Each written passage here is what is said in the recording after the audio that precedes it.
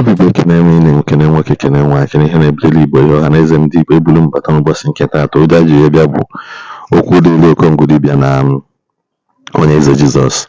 Vidiyo apụtago wee na-egosi ebe Okongwu Dibia zichere Onye Eze Jizọs ozi wee na-asị ya na mgbe nwaanyị ekwekwara na m nkwa moto biko si bili ya bụ moto ekwere ya na nkwa na ọma mbuzi enu elu aka a na-elu aka ọ na nke nya na-aya ya na ndụ fedigo na nke Onye Eze Jizọs oyi fedikwa sị ka ndị Igbo unu gbatali ọsọ enyemaka. So Onye Eze Jizọs epostkwa dị vidiyo were asị biko na Okongwu Dibia bụ kọmedian na ọ bụ na ndị Nollywood ebe kpọrọ ya ka ọ jee mewere ha fim abịa kpọrọ ya na ahụ hụ na Okongwu Dibia etibe onye isi na fim mgbe nwere ya bụ ihe agwụ na-akpị ya wee kpalị akpapụta ya from ime fim.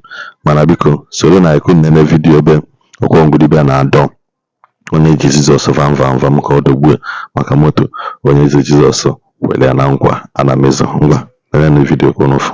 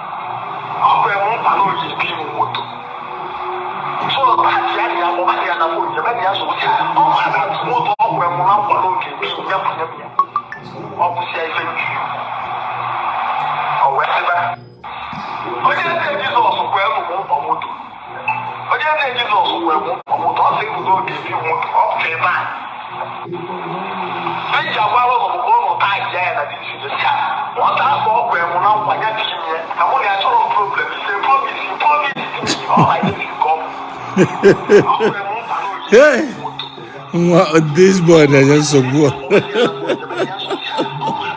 All the nabulu. All the nabulu. What is it? And call Sophia Cable. Check up on Kemo. Oh, my God.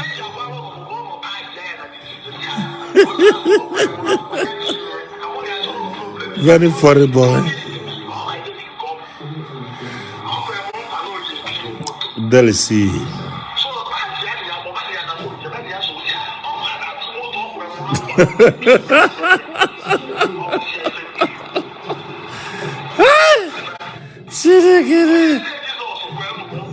Yeah.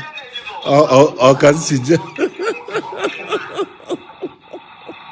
Yeah.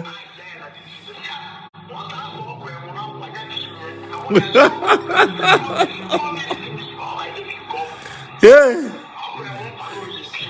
Okongwu ike ebo nọọsụ ọbịa nke ebo.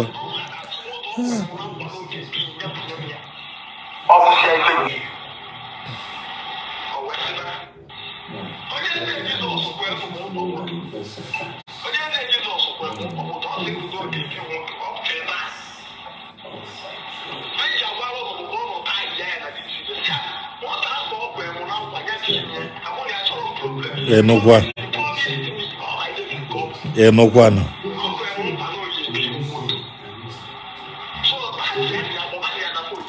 Tag ya na Onye Eze, tag ya na Onye Eze ka obi Okongwu moto. Tag ya na Onye Eze. Tag ya na Onye Eze.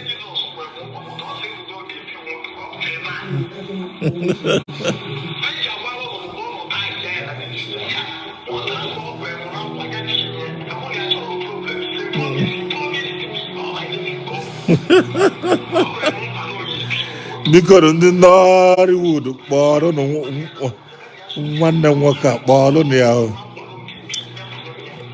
ya n'ebe akarịa.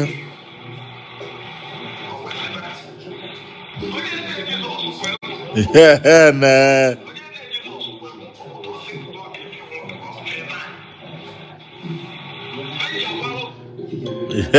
no me. Ndị Igbo ekene m nwoke ekene nwa ekene ihe na-ejeli Igbo ozi na kịta anụnwa na okwu akpọrọ ọnụ bụ okwu ilu Okongwu Dibia na Onye Eze Jizọs. Biko na onye Okongwu Dibia ọ bụrụkwa na achọ na-ebi gị moto izu n'ike ya ha eji moto si East na-agbalego ebikwanụ gị moto akwa stres nkwa mmanya na pakeji onwe nke isi apageji aha ama mgbe ịpụ ama mma mgbe ịbata maka inwe moto kịta amalụgo moto gị ụfọdụ ya akọpịlị nọmba gị akọpịlị ndị etresi be gị a na-etresi gị mgbe ebe ya paakị na họteelụ ndị etili gị trakin n'okpuru ya etili gị trakin ma mmakwana na na-achụ gị nwezi ike ịpụta n'ime ọhịa ofu ndị eche gị egbe n'ihu merụọ gị ahụ ma dị ya na-akpọwa ofu onye afa nwere ike akpọ ndị gị na nwere problem ọ akpọ onye biri gị moto si na obiri gị moto bịa ka bịa n'ala gị ma uche ndị adị ya njọ mana biko asị na ya ebi gị moto everything happens for a reason nwanna kwulie dan kwuo ihe na-emenụ dachụ na tachagonu ka ọ dị na mgbe ọzọ ụmụ Igbo